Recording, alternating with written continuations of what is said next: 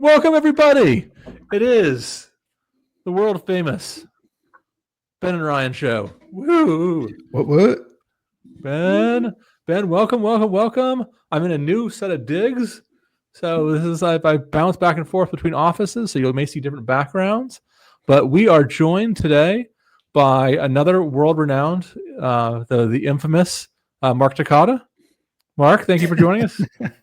He is Senior Technical Evangelist from Adobe ColdFusion. Ooh. Welcome, sir. Good to have you. Welcome. And we're going to try and beat our records. Today, we're talking about vibe coding. We did it. First minute, we mentioned the topic. Nice. That's 2 weeks in a row, I think. What you don't know, listeners, is that we've actually been here for 20 minutes and we just hit record. All the good stuff is gone. I mean, we're gonna so yeah, behind the scenes, we have to act like we're surprised when we get into topics. Like, oh, that's a good point. I didn't hear that 10 minutes ago. 100%. No way I heard that 10 minutes ago. So, content here has been generated by AI, just so everyone knows. So some announcements. So in case you do not know, have not seen the posting on Facebook, LinkedIn, Ben and I will be taking our show on the road, and we're doing a live broadcast from the Adobe ColdFusion Summit in September. So I think it's the 22nd, 23rd of September. We also are going to be broadcasting that live on our YouTube channel. So even people who are not at the summit will have a chance to participate. So you'll be able to ask questions, and it's a really great set of amazing content. As we're talking some stuff we're talking about today, but also just the world of AI for developers. So it's gonna be a really fun, great peer-to-peer conversation. I'm sorry I chuckled there when I just started a new position within the company and not getting a ton of sleep. And I wrote the description, and I put peer-to-peer with PIER to peer. So it was basically like two boat docks up against each other, and Mark was. Yeah, I understand. You want a new yacht. I get it. Very subtle. Very subtle.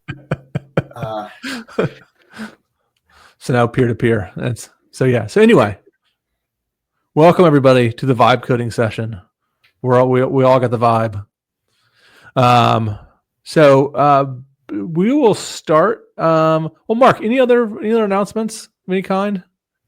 Yeah, I got a big one. You mentioned CF Summit, and for those folks that are unaware and are confused about where the heck you guys are going to be, coming up in September in just about 4 or 5 weeks. Really, really soon. We've got ColdFusion Summit 2025. It's our 30th anniversary event. It's going to be amazing. Heck yeah. It's going to be big. We've got a crazy party, 90s theme, great swag. We've got tons of talks. There's actually 3 different parallel tracks that are all going at the same time, except for Ben and Ryan's show, which everybody goes to that. This could be a big party. Party before the party. Hey.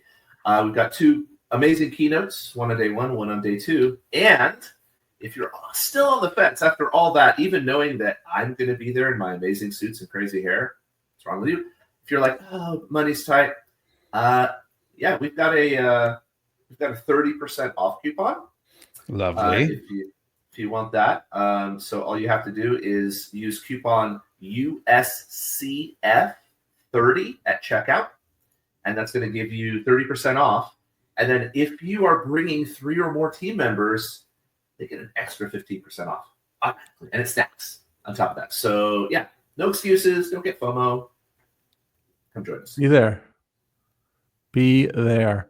All right. So vibe coding. So luckily we kept the tradition and didn't really get into the topic for minutes. So that's kind of our thing. We love our tangents here, and starting the show really whenever we feel like it. So vibe coding. It's the biggest craze out there right now for developers, or they're trying to figure it out.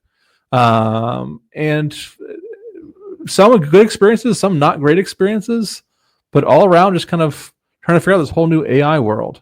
And I know in the pre-show, we were all talking, and I'll have kind of Ben chime in a little bit with some of some of their experiences, or what some of his own experiences. I know you've tried to do some vibe coding at work. You guys have gone into a little bit. So whatever you want to share, kind of some of those experiences. Yeah, sure. So at work, thankfully, I should say, this stuff has a ton of learning curve associated with it from everything that I can see. And Peter Amiria, my boss, has taken the steering wheel thing, taken the helm on learning this stuff. So he's been really heads down with Claude code and just trying to figure out how to generate code that is logical and sensical and based on the business domain. And it's been, I'd say, months now of just experimenting and learning about the little fine-tuning details of Claude and how you can give it context memories and how you can try to lock it down. And I think he started playing around with Puppeteer maybe, so it can actually load things in the background and look at rendered pages, because it's, ColdFusion is a dynamic language. We're using ColdFusion obviously, and it's giving Claude the ability, or Claude Code the ability, to actually look at the things it generates. And it's on one hand, it's kind of mind-blowing what it can do. But on the other hand, there's so much learning and iteration that I think we're having a little bit of trouble creating a holistic, like this whole application was developed by one cohesive team that had one mission. And it's a lot of like, we're borrowing a little bit of UI patterns for this area of the app, and we're borrowing some totally different UI patterns for this other area of the app. And sometimes the cancel button's on the left, and sometimes the cancel button's on the right, and sometimes there's breadcrumbs, and sometimes there's not breadcrumbs, and sometimes there's just like totally made up functions, which is, the hallucinations. And sometimes it uses wheels, UI helpers and models, which is, we're using wheels as our MVC framework. And then sometimes it decides that it just wants to run some query execute. So it writes a bunch of raw SQL. And then sometimes it sort of merges the two together, where it does sort of raw SQL with colon-based parameter holders, but then passes it into the wheels ORM, and the wheels ORM has no idea what to do with that. So it's really fascinating. And I'm very happy that I'm not the one doing it, because I feel like I'm in a new business domain. I'm at a new company. I'm working with a framework that I've never worked with before. So I still feel like I'm drinking from many fire hoses at the same time.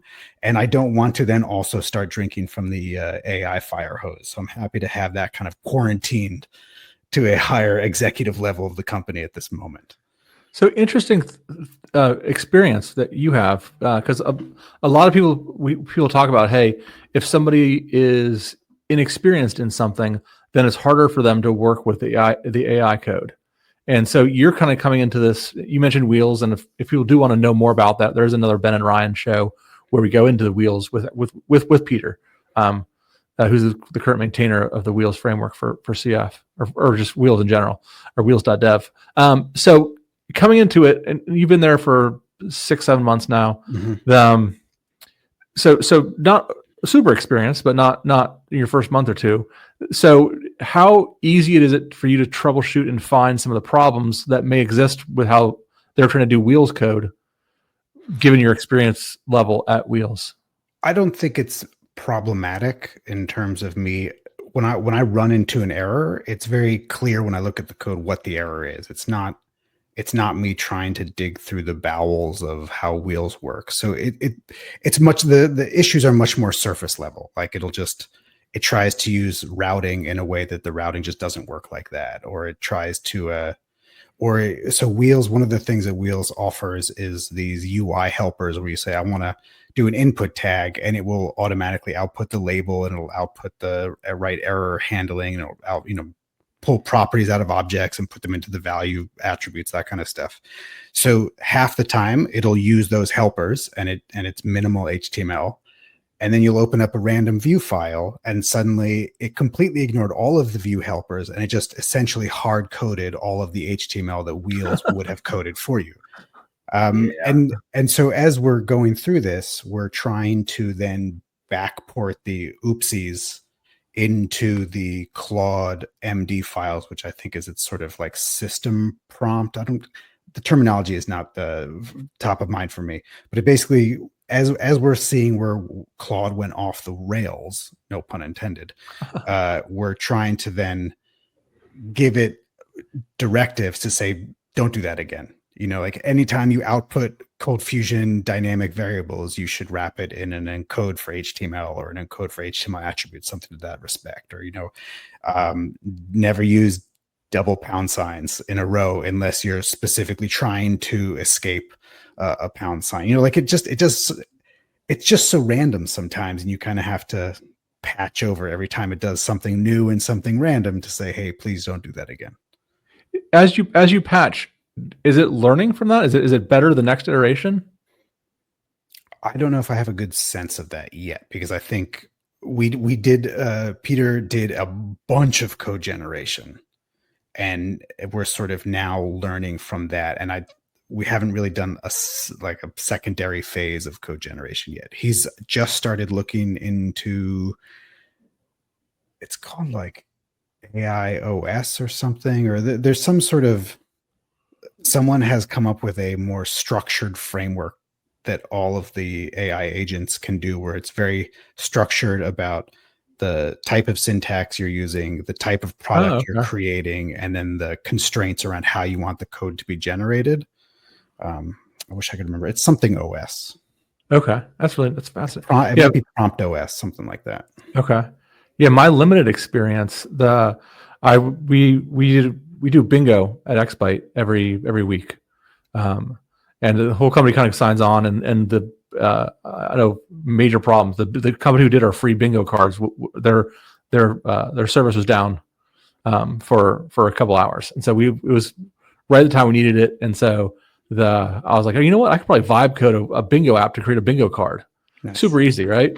So and rightly so, I just used ChatGPT. It created it pretty quickly, and then I put it out there, and as you would with any kind of proof of concept, any POC, users got to it. They're like, oh, can I have it do this? And I'm like, you want to change it from circles to squares for the bingo card? Yeah. Scope creeps. Yeah, scope. And then we do this. I'm like, okay. So I started putting it in, and there was early problems with one of the outputs, and I had ChatGPT correct it, and then I gave it the new requirements, and then it created its file, and shocker, the old error came back. And I'm like, no. We already went through this. No. You forgot to also correct the thing you screwed up before. And then did fix that and drop something else. And I found myself, again, I could have just gone in there and just made the manual code change because it wasn't a big thing. But then the next round of scope creep, it wouldn't have the context of where it is right now. Right. And it would kind of have to start from scratch. And maybe that's the trick. Maybe I should have done that. It's just that, okay, I'm going to take it offline right now, make any of my manual changes. And then the next round, I give it the current code and say, hey, now add this feature. So as in hindsight, maybe the context window just got too big for it and it lost track of things. Actually, Ryan, you can change things manually and let it know that you made an update. You don't even have to tell it what you did. And it can just like pick up from there. So I've done that a fair bit, where if it's just like struggling, and sometimes it's me just being short on my prompts. I'll be like, you know what, hold on. I'll go in, I'll make the change, and I'll say, like, I've corrected your error on lines blah blah blah of this file. Utilize this pattern moving forward when doing any of this, and it just kind of like goes, okay, cool, that's how I'm going to do it from now, and it won't overwrite it or do anything, and it's usually improved. So, Mark, I've seen some writings you've done. Ben mentioned they're using Claude code. What do you use? And I used. I mean, I'm not I play a developer on this podcast, maybe, maybe. So I use ChatGPT. But what do you, for your vibe coding sessions? What have you used? So I kind of go back and forth depending what I'm doing and what context I'm working in. No pun intended. Primarily Cursor, and inside of Cursor, I go back and forth between Claude. Like, I've got paid paid content or paid subscriptions for Claude and for OpenAI. I've recently switched to the new ChatGPT 5 model instead of Cursor, and that's been pretty nice. And so what I'll do is if I need to do a bunch of code, like if I'm building out an application that's going to need multiple features and pieces and moving parts and all that, then I'll go into Cursor because it's able to create a bunch of stuff, be knowledgeable about the interactions between them all. If I'm just like, I need to do a thing, like one thing, like I need, I don't know, a query written or this or that, I'll just drop really quickly into ChatGPT, because then I don't have to do the precursor stuff. I don't have to like set it up and do all that in Cursor. I just do it and then I copy and paste into place. So I've been doing quite a lot of that. For the listeners and watchers, can you go into a little bit what the setup looks like in Cursor, so those who don't know, and so they kind of can understand what you need to do in Cursor versus kind of jumping into ChatGPT? Absolutely. It's so, and I'm doing this at a very basic level. I can talk a little bit more about some of the more advanced like versions that I've seen of people using Cursor, but for me, I'm kind of like, baby's first AI-based IDE stuff. So Cursor is just kind of an overlay on top of Visual Studio Code. Those that are familiar with Visual Studio Code, when you open Cursor, you're like, oh, it's just basically VS Code. But on the right-hand side, you've got a window for prompting and basically talking to Cursor.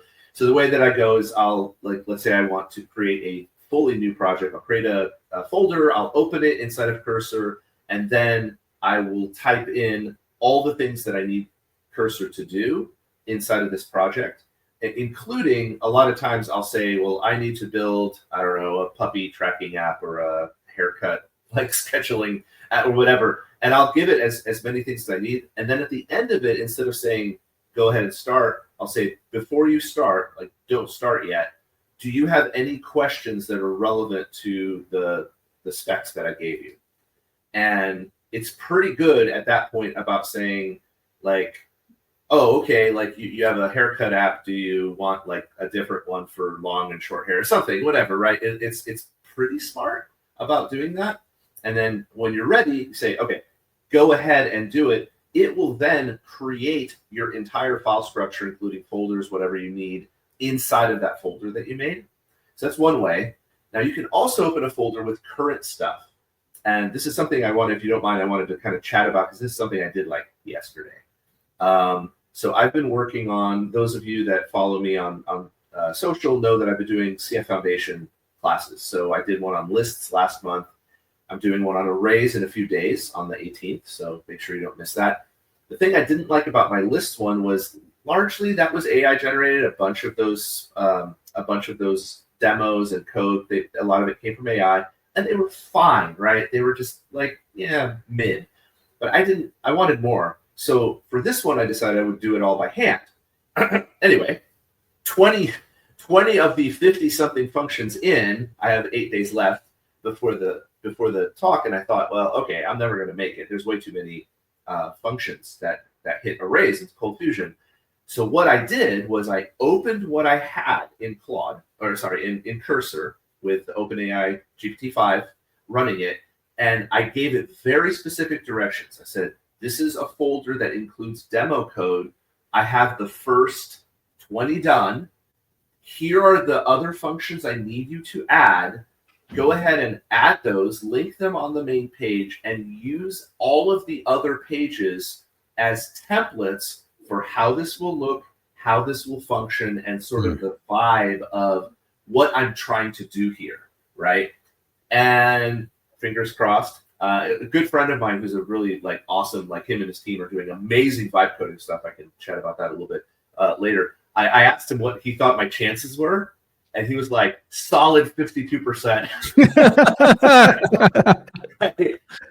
And you know what? It did a really good job. It did most of them that I needed to put in there. It missed a couple, and that was okay. And I said, hey, you missed a couple. It was like, oh, you're right. Of course I did. Like, okay. Like enough dancing bear stuff. I don't care. You did something wrong. Bad AI. Go in there and fix it. right? And it fixed it. It was fine. So actually, it worked out really, really well. You have to be, the thing I found about this is, imagine this is a genie, right? It's a genie in a bottle and you're asking it for stuff. You gotta be specific, right? Like, because, yeah. Otherwise, it's gonna catch you. Go ahead. My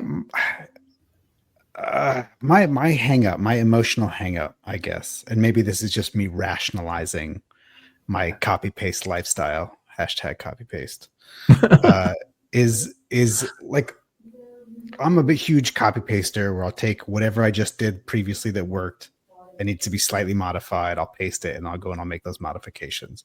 A concrete example is I often have ColdFusion components that are essentially CRUD wrappers around SQL access. So I might have a create, a get by filter, a delete by filter, and an update kind of a thing. And then maybe a couple of other very specific type of operations that aren't genericalizable. That's a word.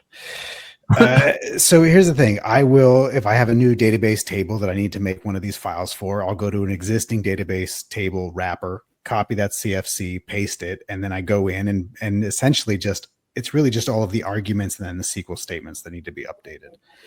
And in theory, I could probably make that very constrainable to say, hey, here's my, here's the DDL definition for this table.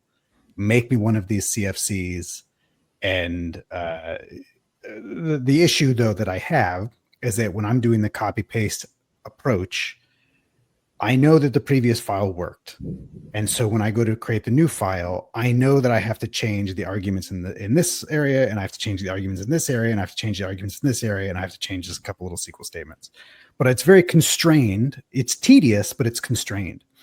If I have an AI generate that file, I feel like now there's no constraint other than what I've asked it to do. So it's like, instead of saying, okay, 30 of these 200 lines of code are dynamic, quote unquote dynamic in my change. Now all 200 lines of code, because there might be some random thing that it did that I didn't expect it to do. And that's such an emotional hang up for me. I feel like, you know, especially as someone who has no unit tests and I'm just clicking through and testing to make sure stuff works. It's the unknown unknowns. Yeah. So I just sort of had a weird like epiphany, or maybe a minor stroke. I don't know. Give me a second. But I think it's an epiphany. So you are like me. I think that you are very much an individual contributor type of person. Like you love to get in the code and do it yourself, right? You're not like, oh, I want to be a manager and manage large armies. I want to be a general. Like you want to be the one in the field, right? I wonder if there's a bit, because as you're saying this, I wonder if there's a bit of this, like, I want to do the thing. I don't want to trust like a team of people that I manage to do the thing for me and know that they're going to do it exactly like the way that I want to. Because I feel that often, right? Right. Like if there's something that I really care about, I really want to have my hands on it and do it myself. Like even my team at Adobe, like, they're awesome, but there's times when I'm like, so I'm just going to go ahead and do this part, right? Like, if you don't mind, I'm just going to, like, if that's okay, I'm going to go ahead and do it, right? And they're perfectly capable of doing it, right? Obviously, they're a professional team, but, like, sometimes you just kind of want, and I wonder if that's more common, like, not just you and me, but a lot of developers are like us. Like we don't want to become managers. We don't want to become directors. We don't want to go that direction. We want to code. Right. We want to be there in the trenches and do it. And now AI is becoming our team, like without us even like consenting to it, right? Well, so the other thing though is that I also get hung up in this idea of good friction, meaning that we've all heard the term dry, do not repeat yourself, but typically that is not anytime I find any kind of duplication, try to iron it out. It's more like, let me duplicate myself a couple of times until I understand where the repetition is happening in a meaningful way. And now I can create the right abstraction. And we can have a long conversation about dry being a broken concept too. Right. Yeah, exactly. So to me, part of the benefit of writing code, even the tedious code, is that at some point I say, man, this is tedious. Why is it tedious? Is it tedious because that's just how it has to be? Or is it tedious because I'm missing an abstraction that would make this simpler? Or is it tedious because I'm repeating logic in a place that I shouldn't be repeating it? Is there something here? Is the tedium of it an indication that something is wrong? And the more friction that I remove from writing code, I feel like I'm going to lose touch with that good friction. Interesting. Let me bounce that back off you. Yeah. What if? So what you're talking about is what programming has been about since, punch cards, right? Like we've abstracted up from punch cards to code that does exactly the same as a punch card, but now we're coding in binary, which is insane. So now we abstract that, we abstract that, removing friction and tedium, right? You don't want to write line by line your driver for connecting to SQL, right? You'd really like that to be abstracted. And then, of course, ColdFusion abstracts that even further. It creates all your objects. It closes your cons. It does your auth, right? And so what if AI is that next level of abstraction to prevent you even having to deal with the tedium, with the caveat, before you throw me into traffic, that it's the AI engineering team's job to make sure that efficiency, effectiveness, and accuracy happen below that abstraction layer. The same way that I expect that my driver that hits SQL isn't awful and terrible and insecure and inefficient. What if AI is that for the code that we're today working on that we want to remove a little bit more? Because that's what we're doing, right? We're removing some of the tedium. We're doing this. Well, I think you're right. I think it is so much of what I'm reacting to is the non-deterministic. Maybe it worked, maybe it didn't work. If the beauty of the CF query tag is that it manages all of the connection pooling under the hood and the connection strings and the timeouts and casting things and parameterizing. But it's all very predictable. It works every single time, and it works every single time the same exact way. What I wouldn't want is to say, hey, generate me some queries. And sometimes it uses, for example, named parameters, and sometimes it uses ordered parameters. It's still technically working, but it's just not how I would write the code. Right. And it might be more efficient, less efficient. It might open up a security hole. Right? Is it parameterizing it correctly? Yeah. And I think part of that is trust. Yeah. It's I trust that CF query works every freaking time. I don't really trust AI to write I'm going in there and I'm verifying, right? That did you do something dumb? Wait a minute. Right? Okay. So if I can do a quick little tangent here, and this is one of the things that drives me crazy all the time. People will say, you shouldn't be able to look at code and tell who wrote the code, that everyone on the team should write code the exact same way. Typically, they're talking about linters and no one should have specialized ways of doing things. And I always thought to myself, that's the dumbest thing I've ever heard, because the syntax is so little about what makes code unique as it comes out of someone's head. I've never been in a thing like that. I would freak out. But now, I wonder if these same people who had these very strong feelings about, you should never be able to look at code and tell who wrote it, and have AI generate code, and you're like, I can 100% tell that AI generated this code. And I feel like you've now gone back on every principle you've ever had. So I'm hearing a lot about having to put guardrails up and hey, here are the templates. We want to kind of have it do certain things a certain way. Should there be, I don't know, an open source or some kind of community-driven set of standards that we can all look to save everybody time? Because if there's, in the CF community, if there's common things that, hey, we want things to look a certain way, is it worth having some shared resource to? Because instead of everyone having to reinvent things. I know, Ben, you mentioned, I think it was actually on the recorded show. You mentioned the prompt OS or AI OS that that you guys are using to kind of get some structure to things. But is it worth some sort of open standards to control AI's output response? I don't want to interject, Mark, because I feel like you had something to say there. But just as a point on that, I was looking at a demo video, and I wish I could remember what the name of this thing was called. But on the homepage for this Prompt OS or whatever it's called, the headline is literally "Stop prompting like it's 2024," and I'm like, 2024 was 8 months ago. But I think that's a little bit why this is such a wild west, is that it's all just changing so quickly. And I was at a meetup last night, and there was a Google developer expert there talking about all of the AI oriented products that Google offers. Like in-person meetup? Yeah, like with humans in a room. It was crazy. And I didn't even have to be in a huge city, but it was small. Who is this person? Fun aside, Google has a dolphin Gemini or a Gemma dolphin. They're basically trying to use large language models to make predictive dolphin language synthesizers. No, who knows? What? Who knows? Wow. Yeah. I love it.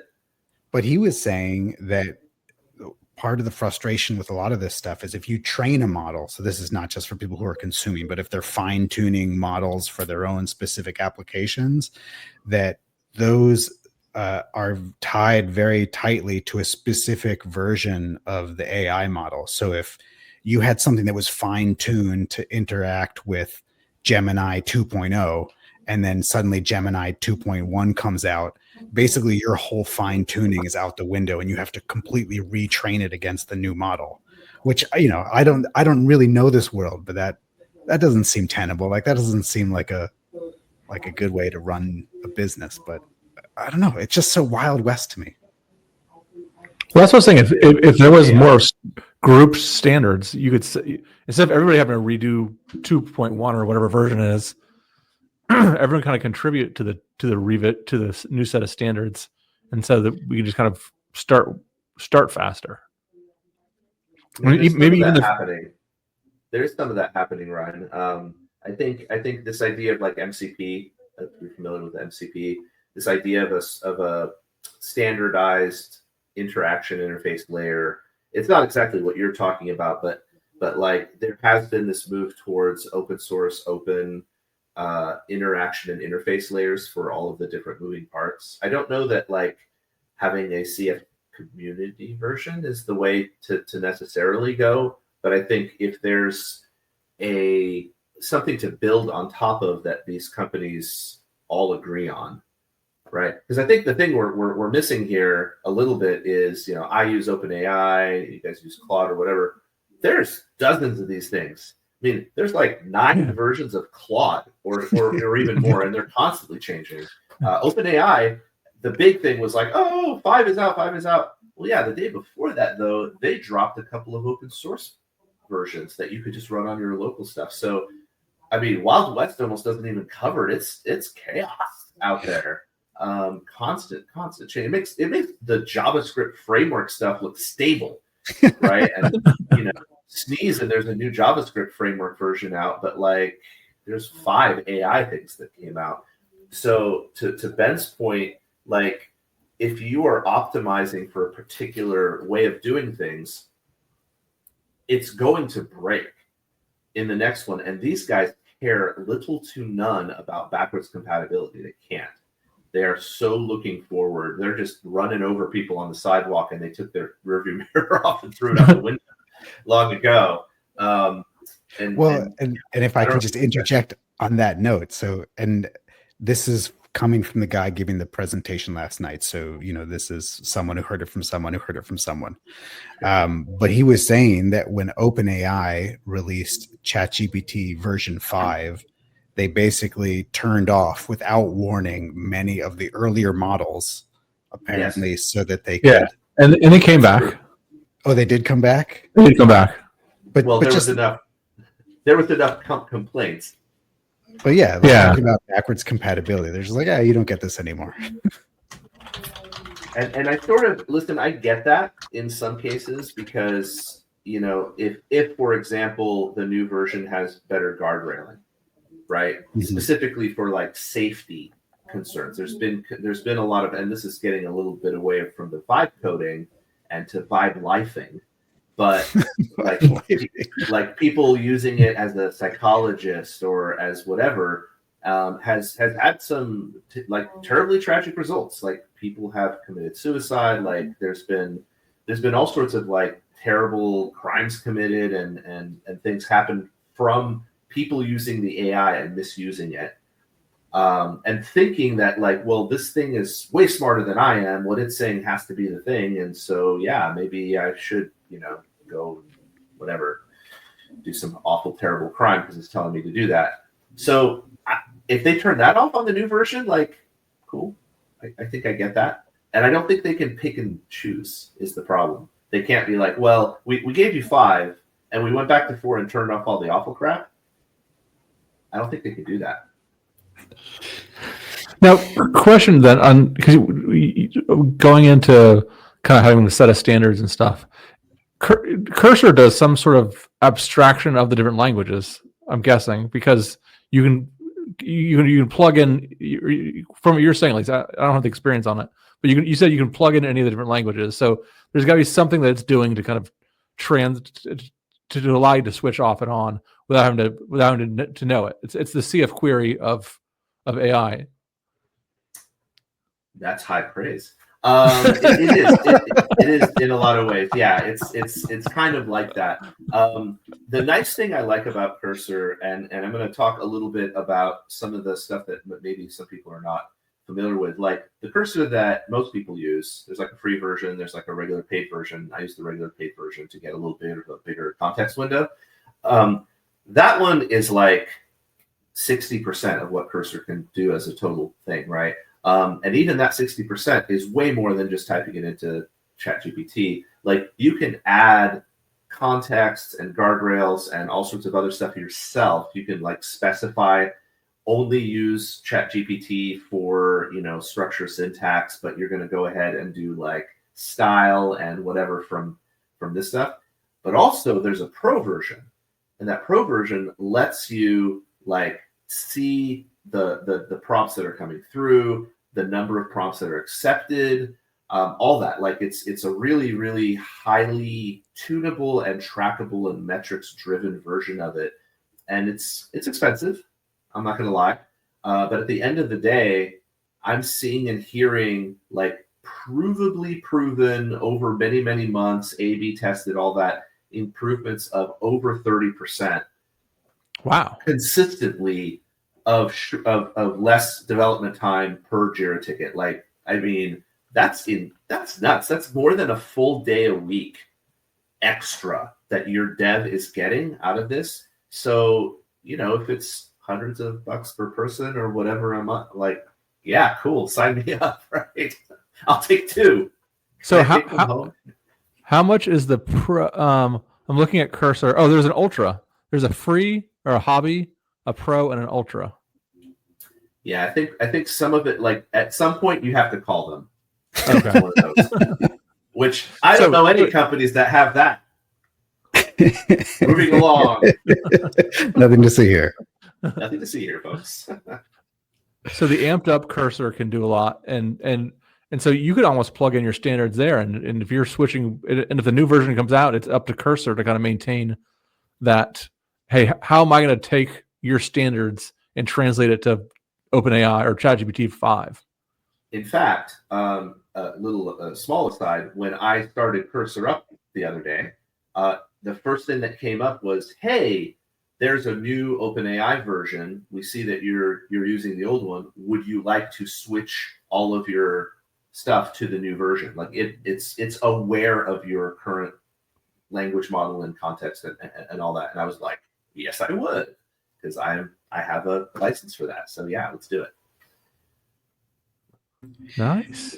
Here's something.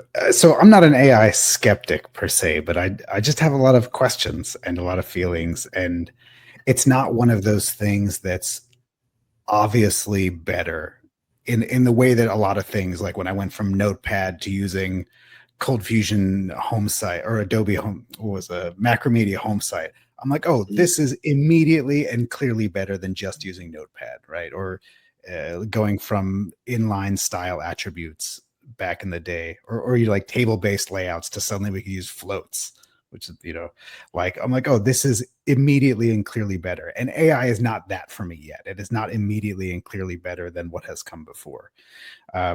So I just have a lot of internal dialogue that happens. And one of the things that I've been batting around in my head is this kind of joke that circles in the developer world, where it's you put in a pull request that has 10 lines of code in it and you get 5 pieces of feedback. Whereas you put in a pull request that has 1,000 lines of code and you just get a thumbs up, because no one actually wants to review a PR that has 1,000 lines of code in it.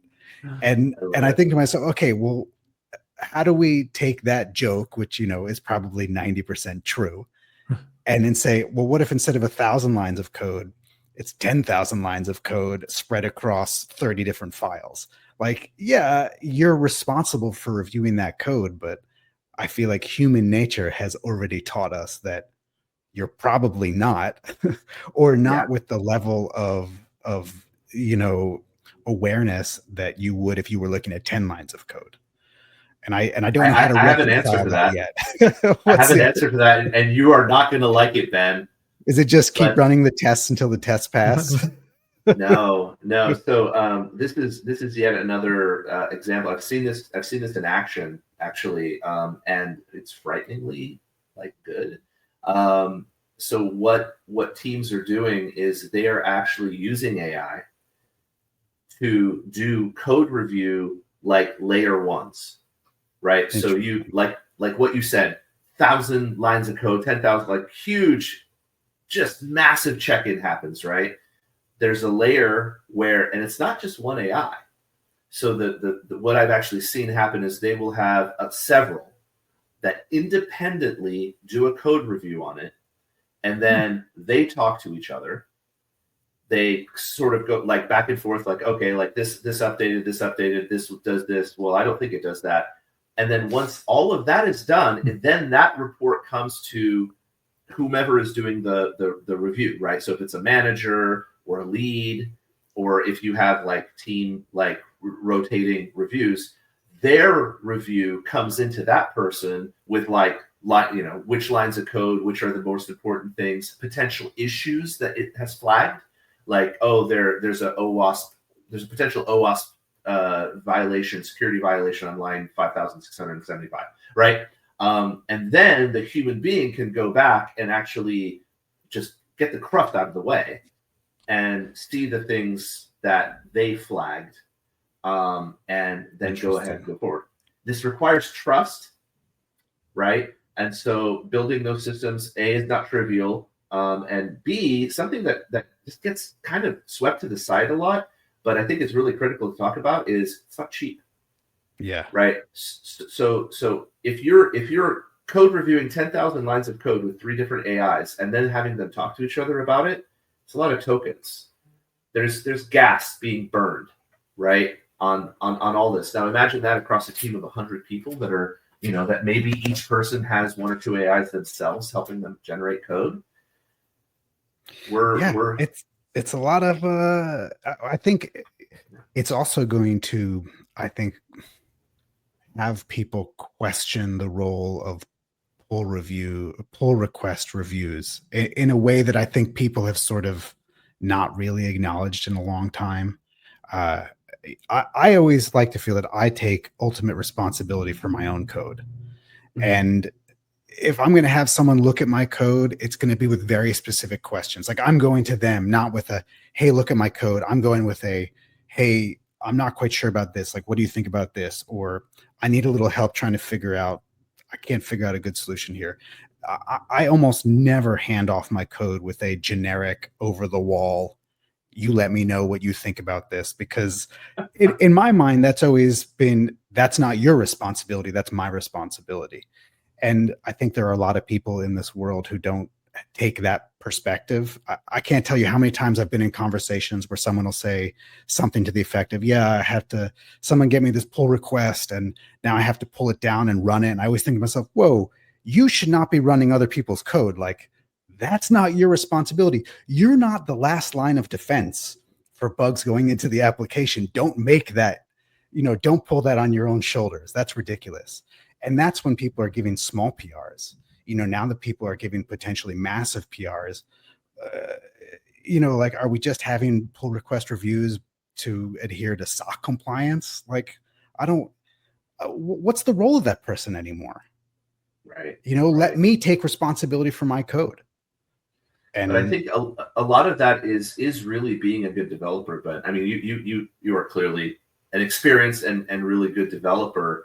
But I've been in so many situations where it's even worse than what you said. I've definitely been in places where I'll ask like, oh, hey buddy, like, did you get this Jira ticket in?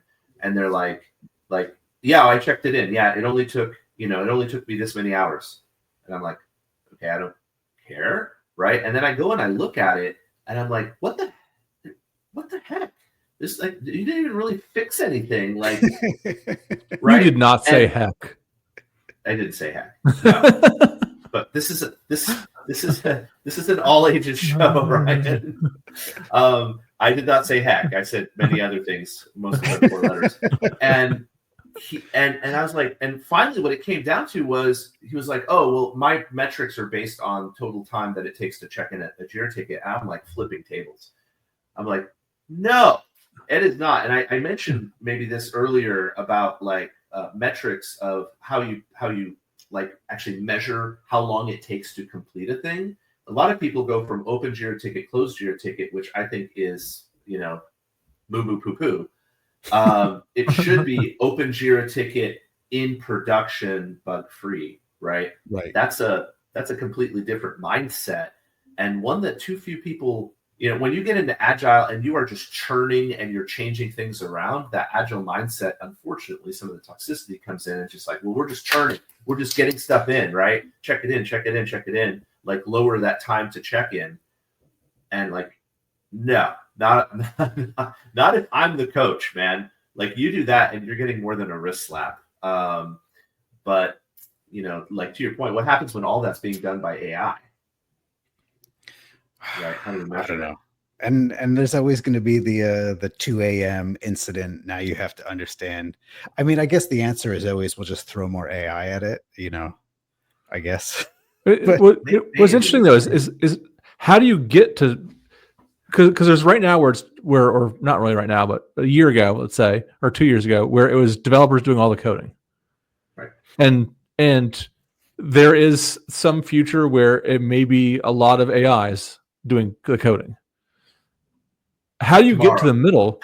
Yeah, tomorrow. But how do you get to the middle? Because in the future of AIs doing a lot of it, you may not need the same structure, because they can just kind of figure stuff out. And if things are not in perfect structure, it's okay, because again, the AI is going to change the structure anyway the next time. But in the hybrid approach, we kind of need the structure, because there's still the people to review it. And even in the future, there's going to be some human oversight. So we're going to have, I think these coding engines are going to have to figure out some structure and not have the willy-nilly to really get the mass adoption.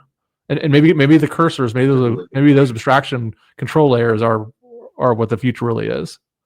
That's a really good question, Ryan. And this kind of brings it back to something that I've seen happen a lot that is making me, I don't know, like pause maybe a little bit. So I'll tell you the story about a friend of my boss is someone who's an innovator in AI, and he runs a company essentially that does code development. He runs, a shop, right? That codes. The thing is, he's the only human. So he has built a set of AIs who all are like essentially like individuals. He's programmed them all individually, and he carries them around in a briefcase. I kid you not. He has a briefcase with basically the computers, the memory, all of the stuff, everything. Everything lives. It's not running in the cloud somewhere. He carries them around to places and just plugs them in and runs them. But the thing that gives me pause, and that I wonder if it's the right way to go, is they are set up exactly like a human team is, right? They all are individuals. They all have individual Jira accounts. They all have individual identities and logins and authentication, and they do stand-ups I kid you not, they actually do stand-ups and they all report back what they're currently doing and where they are. They work together. They actually have knowledge of each other and like ability to talk through a problem. So if like one is handing off a Jira ticket to another, they will actually talk. And he's seeing all this, right? So is there a water cooler Slack channel too? Oh my God, there probably is. I would not be surprised. And the thing that gives me pause a little bit in this is that, you know, this begins to feel like a dystopian, right? Like it's like Her or one of those movies that you see where like now there's like robots doing human jobs and they have little, you know, you've all seen the cartoon with the robot that has the hat on and it's walking down the street and it tips its hat at somebody as it walks. I don't know, that freaks me out on some weird level that I wasn't really sure that I had until recently. And I don't know if are we just whistling in the dark about this, right? Like, and just saying, oh no, it's still okay because they're like people, but they're little electronic people, right? And at some point it's just gonna like collapse in on us. I don't know. But I'd love to hear your feelings on this, Ben, because you have the skeptics like mindset, which I love, and I want to hear. Does that freak you out? No, well, it does freak me out. I mean, I think so much of it freaks me out because one, obviously, job security is a very practical issue, but I think at a sort of fulfillment issue, I don't, you know, managing a bunch of AI agents doesn't seem like it's the same kind of fulfilling job as writing code. And I mean, I guess I still get a lot of fulfillment out of talking to customers and understanding problems. So that, you know, hopefully that stuff, because that I guess is the stuff that AI will probably never be able to do because it's so much. Humans are just complicated and they're nuanced and intricate. And I'm actually today blown away by people who feel like they can have natural language audio conversations with AI. I find that I've tried it and I find it to be extremely frictionful. And the timing is very weird and we're talking over each other. And it's like there's none of the stuff that comes so easily to people is still very challenging, I think, for the AIs. I even I'll watch YouTube and I don't pay for YouTube, so I get still a lot of ads. And I can't tell you how many AI generated ads there appear to be. And I say appear to be because the language is just wrong. And it's not that it's wrong. Yeah. It'll be like, you won't believe this product that a kid developed and scientists don't want you to know about it. I'm like, this is garbage. Like, or the audio, the audio and the video are slightly off, or, you know, like the lips are moving, but it's not what the audio is actually saying. You're like, this is garbage. And it's garbage in the simplest way to detect because I'm a human that's been on this earth for 45 years. And like, that's just not how faces work. I'm sorry. And I will tell you that I've part of my job is I also run a sales organization, and so I was like playing around. I'm like, all right, let me come out with something AI for the team. So I said, hey, let me have my AI coach, where I just created a custom GPT with ChatGPT. I plugged in all the parameters of saying, hey, I want you to ask them like what type of customer they're talking to, what they're selling, and what the pain point is, and based on what we sell technology wise, like our computer hardware, servers, storage, networking. Shameless plug. And I said, okay, here are common objections, and kind of gave it a framework.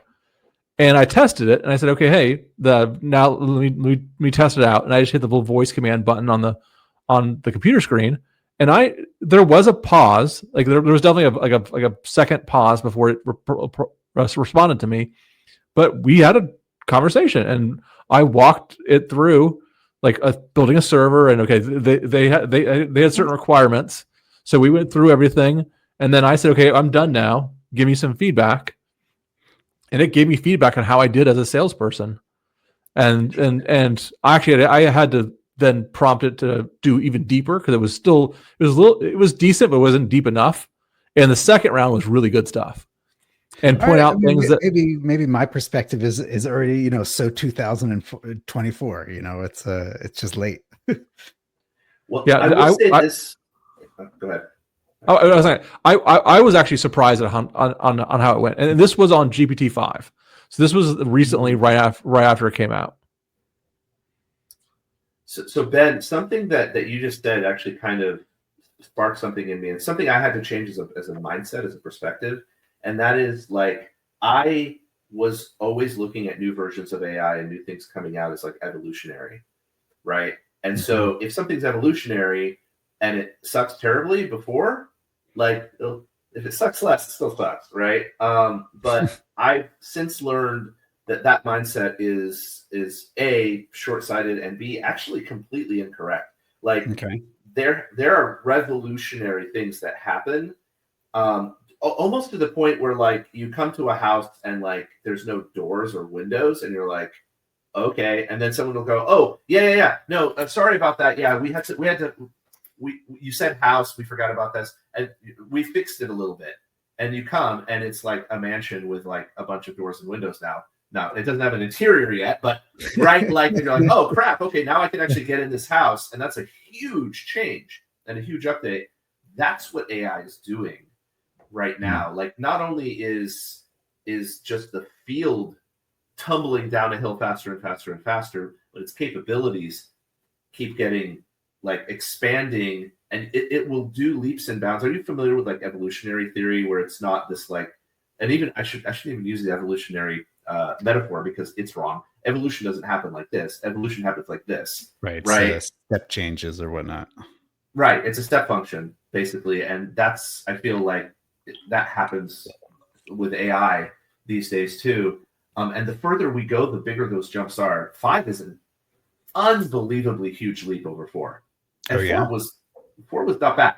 Yeah. 5 is I don't know, borderline terrifying a little bit. It is so good and so smart and so much better than 4 is. And I liked 4. I thought 4 was like, you pat it on the head sometimes and like, oh, you're trying so hard. Okay. Right. Like, I don't know. I feel like 5's going to be patting me on the head going, oh, you sweet summer child. No, the reason I'm not giving you what you want is because what you want is stupid. Here's what you actually want. I'll be like, oh yeah, you're right. Okay. I guess so. I mean, you just got, and I guess maybe that's part of the frustration with it all. It's just that it's constant. It's like I'm playing a video game and I got to level 10 and now I died and I have to start over again. I'm like, oh, do I even want to be playing this game anymore? So the interesting story that happened to me when I was getting some car work done. I was talking to someone who's had a Tesla for years, and actually was one of the early testers of the full self-driving.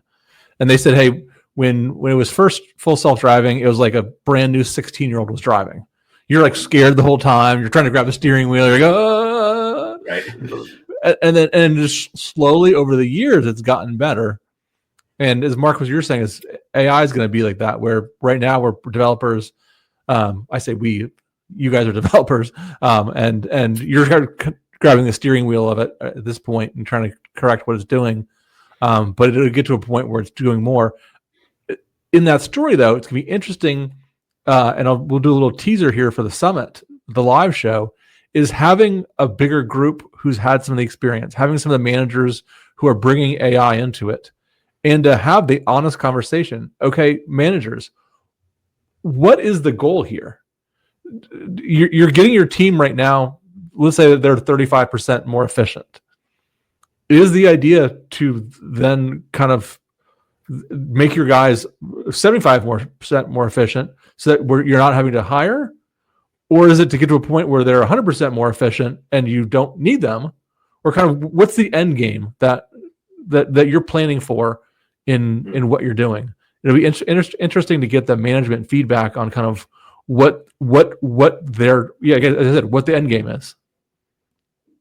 It's going to be, I can't wait for, by the way, I'm so looking forward to your, to this show. It's going to be amazing. I think to your point too, the question, and there's no answer as far as I know, is that improvement linear? Right? Is that potential for improvement linear, like the way that AI is going? Or is there going to be, the further you get towards full replacement of a person at the highest level, is what I'm saying, right? Like we're already at a point where potentially like some juniors could be replaced by AI. Some, right? Which leads to other questions. But is it just going to get to the point where you're trying to knock off every single thing, like you're trying to fill holes in the dam, and the dam just keeps getting more and more thing, and the AI can't keep up, right? Because, like Ben said, humans are complex. We have a lot of capability. We have a lot of nuance. There's a lot of subtlety, right? There's an infinite number of numbers between 1 and 2. There's another infinite number of numbers between 1 and 1.1, right? Like at some point, infinities and complexities, like I don't know if you're familiar with dimensionality and the curse of complexity in AI. I don't know if you've done some study. No. So essentially, like the more intelligent an AI gets, the more difficult it is to get more intelligent, because every single knowledge point has to be aware of every single other knowledge point. And as that begins to scale into the trillions of connections, it gets harder and harder, and it uses more power and more power. And eventually you start doing things like running into the limit of like the speed of light, right? You actually begin to like run into physics problems, quantum tunneling effects inside of the chips that are processing this stuff, right? Right. Which as humans, we somehow, our brains manage to get around that, the way that our many trillions of connections inside of our brains somehow don't have those issues. And science still doesn't quite know why, like our brains work the way they do. So they've been trying to get to the point where an AI has the same number of connections and thinking, okay, now we've made an electronic human. But have we? Right? Like, will it break down before that? Will it begin to do systemic collapse? It's not clear, right? So it may be that 35% is getting near the edge of where you can get to with efficiency. We may never get to 100%. Right. We don't want it. I think that'd be great for the managers to even openly say that, yeah, we're not trying to get to 100%. We'd love to get to 50%, and you know what? The end goal is not to quit hiring, but it's to wow people enough with the amount of output that we can create that there's an indefinite pool of developers needed to seniors. But if there's no more juniors, then we'll somehow have to figure out how to get straight to senior. Right. And I can't share where this happened from. You can take guesses if you'd like, but it's going to matter by company, I think, is a quick answer.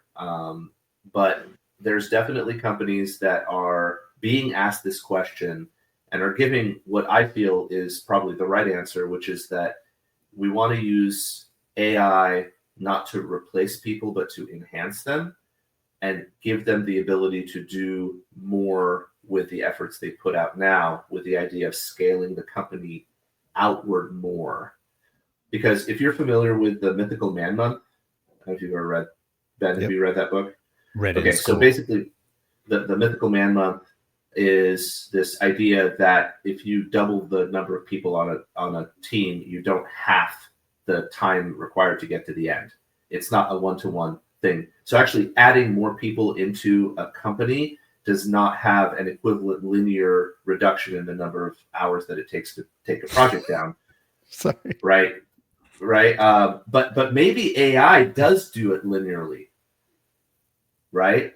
Maybe it does. And so that's kind of the point. But there are 100% people in the industry saying that AI is going to replace people and you better start looking for new jobs. And like they're throwing fire. Now, most of them run AI companies, and it would benefit them greatly if that happens. But you know what? They're also the ones that get the headlines, and they're the ones that are scaring a lot of people. Well, I was listening to a podcast the other day, and someone made a joke, like a half joke, that it was said, I don't think AI is going to replace people's jobs. I think managers who think AI is going to replace people's jobs is going to replace people's jobs. Yeah. I thought jokes were supposed to be funny. Yeah. So I part of me wants to think about it in the same way that we think about operations or database management, that we want people whose specialization is this technology, and they can make it accessible to the rest of the team.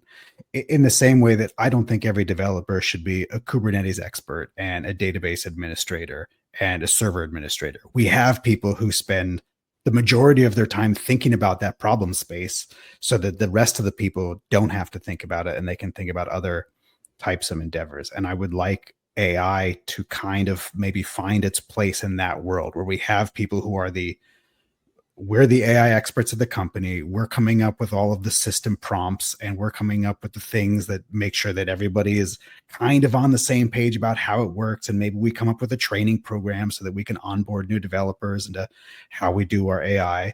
And then developers can leverage it, and we'll help you leverage it. But not every engineer should be thinking about how to use AI in their unique and special way. In the same way that not every team's learning how to deploy things. It's really interesting. I wonder if, and I've never heard of this role, so correct me if this is already a thing that exists. I wonder if AI coaches, like the same way that you have an agile coach, right? Right. In a good company, like there is someone who teaches a team how to properly do agile, right? Because it's hard to do. I wonder if an AI coach will become something that a company can bring on to help them apply AI in ways that make sense. It's not just, like wee cowboy stuff. Like we're just gonna jump in and everybody gets Claude, everybody gets this, right? And good luck, Right. May luck favor you. And I wonder if that's a role that is going to become something in the future. Something that you mentioned earlier, I think, Ryan, was this idea that if juniors go away, how do we get them all to be seniors? And I also wonder if that is something that an AI coach can help with. Like, I think if you come in with a set of, like, obviously you need to know how to program. I don't care if AI is able to do, like, I have yet to see a well-developed, like vibe-coded production complex app. And if anybody out there has one of those, please send it to me and I want to see your code. Hey, Mark, the guy you mentioned with the robot coders, Yes. who's like friends with your boss, is he going to be at Summit? No. Okay. No. And something to mention about him. And by the way, and when I say I've never seen one of those, and I'm being a little bit like facetious, because there are people who do that like him, but he's one out of 100, right? Million. There's people, always right? exceptions. Yeah. He is an exception. He is a brilliant developer, mathematician. Like the dude, he could have done anything he wanted to in the world, and he chose to do this. And to answer your question, no, he's not going to be in Summit. He's going to be on a beach in Portugal somewhere, because that's what he does. He travels the world with his briefcase, and when he like finds a beach somewhere, he sets it up. He's got his it's in the hotel room. He's got his internet. I think he carries a Starlink with him, and connects his robots, gives them the thing for the day, and then goes and hangs out, goes surfing. Like, I mean, it's great. He's living the dream in some sense. Yeah. But are we all going to do that? No, because I know I'm not as smart as he is, for sure. Not even close. Maybe Ben is probably smarter. No, that's the thing, is I feel like there are people who are just brilliant, and brilliance on some level is just not scalable. Exactly. But is that even the dream though? You mentioned he's living the dream, but I mean, is that the dream for everybody to be on a beach? I mean, it's nice to be on a vacation on a beach, but when I was doing much more development than I'm even thinking about now, it was actually very enjoyable to get in there and do coding. Like, am I giving a choice of like being on a beach for 6 months? I probably wouldn't have done that. I'm like, you know what? I missed this other piece of it. I missed the figuring it out and doing that. Coding I get so much joy from hobby. That. Yeah. But I'm not coding. It turns out that I'm coding. But I think the difference is choosing to code versus being forced into it, right? Like, I'm like you, Ben. I go and I play with code. I learned, I mean, I know 14 languages, man. Like I didn't learn that. Nobody forced me to do that, right? They'd be in jail probably. But I wouldn't mind having the ability to, work a 20-hour week and spend the rest of the time mountain biking or whatever and still output as much as I do. Although I will say my job is safe, by the way, because there's no AI in the world that's as unhinged as me. So I'm fine. I know Ryan earlier, you said like you two are developers. I'm decorative. Ben's the developer. Like I don't code in anger anymore. But for the things that I do in coding, I wouldn't mind having like an AI that I trusted to put out good code so that at the end of the day, it hands it to me and I say, cool, okay, get up on stage. Hey, here's a cool thing. And I trust it's going to work and all that. Yeah, that it keeps me back to trust. And that's a great way to kind of leave today's segment on is maybe that should be our goal that we all kind of collectively agree on is like, okay, the goal is to give us all 20-hour a week lives. But the same output, like same GDP for the U.S. We're all doing great, whatever it is. But now all of a sudden, we get to enjoy more, and maybe we're spending more on the economy, helping out the economy, because quality of life. Quality of life and everything. So maybe that's this where we end up, and everyone wins there. I know where you're going to go, Ben. I think this is off in a different direction for a second. I mean, there's so many things to say about that, but just to go off and there's part of the frustration is you can always point to examples in every single direction. I mean, there are companies who are every team should use the right tool for the job, and we have massive applications, and we have 27 different programming languages, and everybody's doing the best work that they can possibly do. And maybe that company is tremendously successful. And then you'll hear another company say like, yeah, teams can use whatever language they want as long as it's .NET. And because that's what our deployment pipeline is. And that's what our operations people understand. And you know what? Our company's doing gangbusters also. So it's like my biggest gripe with all of this is I feel like my BS detector is it's like I'm in the Bermuda Triangle. And it's just whirling around. I'm like, I don't know who to trust because everybody's saying everything's amazing or everybody's being a doomer. And then there's a bunch of people in the middle. I can't tell you how many times I've heard people say something to the effect of, oh yeah, agentic coding is awful, but if you haven't tried it, you should totally try it. And I'm like, I don't know what to do with that information. That's like, that literally doesn't make sense. Misery loves company. Yeah. It's like you're having dinner with someone and they go, oh yeah, this is terrible. Here, try it. Taste it. Yeah. Hard. No. Have you read Good to Great, Ben? No, I don't think so. It's great. It's an amazing book. One of the things that they go into, essentially, it's a scientific study, a statistical study on a bunch of companies that went from being really solidly good companies for 10 to 15 years, and then something, quotes, happened, and they began to rise and stayed great. So more than 5x over their competitors, 5x over the stock market for another 15 years. What that difference was, and the reason I'm bringing that up is because one of the I wonder if it's this things that they talked about was technology, right? Was it a particular okay, this technology came out and that changed the whatever happened? And to a company, the answer was no. It was not some innovative new thing that came out. It was not like this very specific, there were companies which used technologies in innovative or very specialized ways that gave them a bit of an advantage, but it was never all we use is .NET and that made us the best company, or we let anybody do anything that they want and they can bring in anything they want, and that's that was never a competitive advantage for companies. And so when people tell me oh yeah, the way to do this is like that, I'm like, Probably not historically, Right, but right. sure, I'll listen. Right? History's not on your side here. Exactly. It's a great book because it's very mathematical. Like there's so many graphs and so much data that this team collected for these companies, and none of them are tech companies, by the way, because tech companies have been around to have. It's an older book. It's an older book.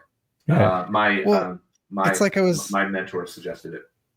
It's like I was listening to an interview with a guy whose specialty is going into failing companies and turning them around. And I think one of his biggest examples is Marvel. He was brought into Marvel, I think like in the 90s when it was about to declare bankruptcy, and he turned it around, into at least set it on the path as to what it is today. And I think he's done it for like 7 or 8 different companies. And even in the interview, he's like, I'm not a brilliant person. He's like, I just come in and I can see the things that people don't see because they're so deep in their current situation. And so I can make harder decisions. But it's like, I mean, just the fact that someone can do that, again, makes it's like, it's not about any one particular technology. Yeah, for sure. God, I wonder how much that guy makes. Oh, I'm sure it's ridiculous. It's gotta be There's a piece of each company, I'm sure, isn't it?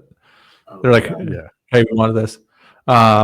So I think the big question on everyone's mind who's sat through this and or watched it is, how are we going to fit 3 topics into an hour-long Ben and Ryan show in Vegas? That's going to be the challenge. Is fewer tangents. We're all going to speak at 2 times. Everybody's really fast.